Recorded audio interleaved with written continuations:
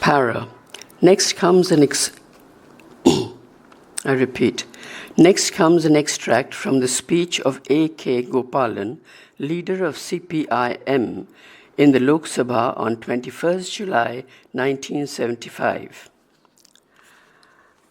I rise to speak in an extraordinary and most distressing situation in which 34 members of Parliament are not here, not on their own volition, but because they have been detained without trial and Parliament itself has been reduced to a farce and an object of contempt by Srimati Gandhi and her party.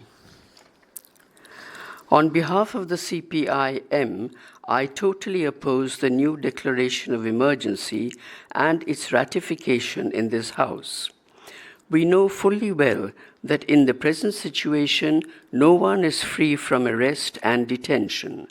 There are hundreds of persons inside the jail, including congressmen. There was a rumor when I was inside jail that Jagjeevan Ram and Sri Chavan were under house arrest.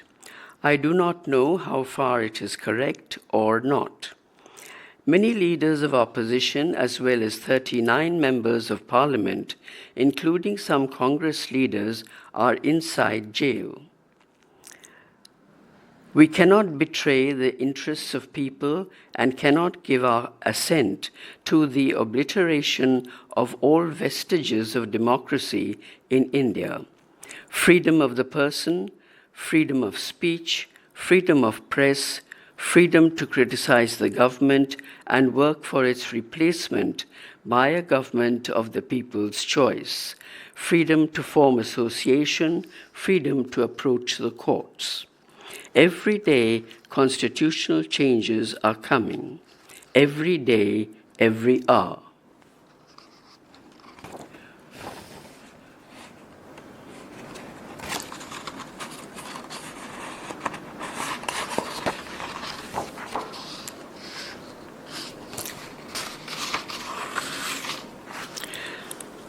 Page 276.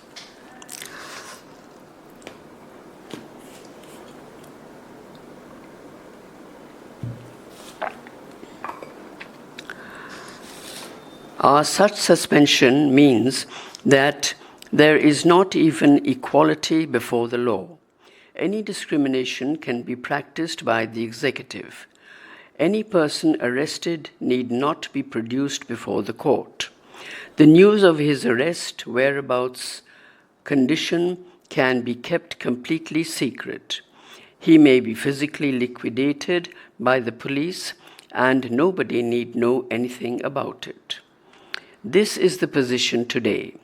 The camouflage of the emergency being used only against right reactionary parties has been fully exposed by indiscriminate arrests of the thousands of CPIM and other left and democratic party leaders and workers.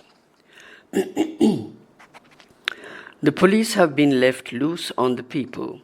In Kerala, for example, thousands of political workers belonging to the opposition parties, including the CPIM, the Kerala Congress, the Socialist Party, and so on, were arrested and large numbers brutally beaten.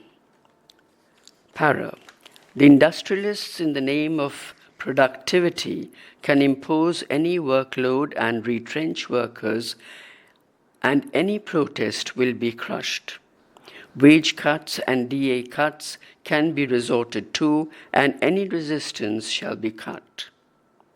Working conditions can be worsened, and the least protest will be met by summary dismissal. No movement against this exploitation will be allowed. In the rural areas too, the agricultural workers fighting for better wages, tenants fighting against evictions, all will meet the same fate. This is why these measures virtually amount to dictatorship of the bourgeois and landlords against all other sections of the people. Who will believe that by suppressing the popular forces fighting against the monopolies and landlords, and by denying them their democratic rights, Indira Gandhi is fighting against right reaction?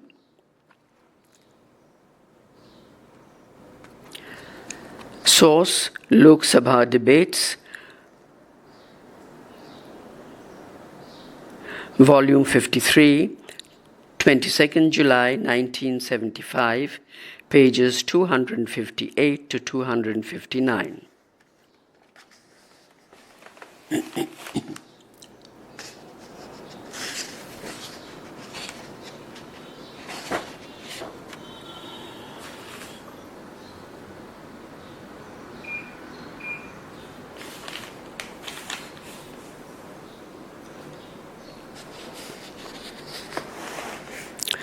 Page 277, Appendix 5, extracts from the CPIM manifesto.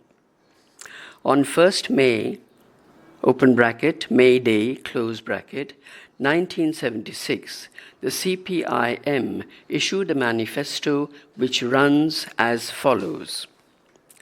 Comrades, workers, employees, toilers of India, raise the flag of working class unity on May Day. Raise the flag of solidarity of workers of India with the peasants, with the agricultural workers, with all toiling people. Comrades, never since independence has such an offense been waged by the big capitalists and landlords against the working class and people. Never have the working class and people of India been deprived of every semblance of right by the regime of the capitalists and landlords as after the declaration of emergency on June 26, 1975.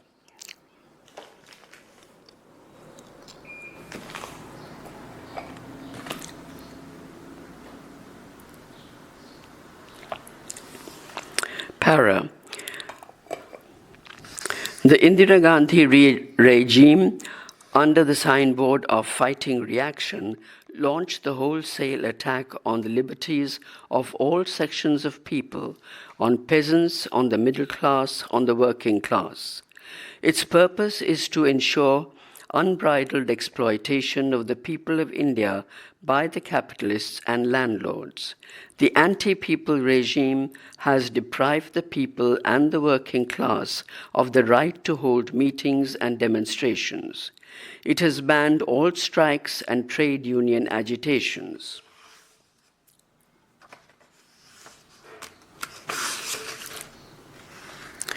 Page 278. Though the press censorship law,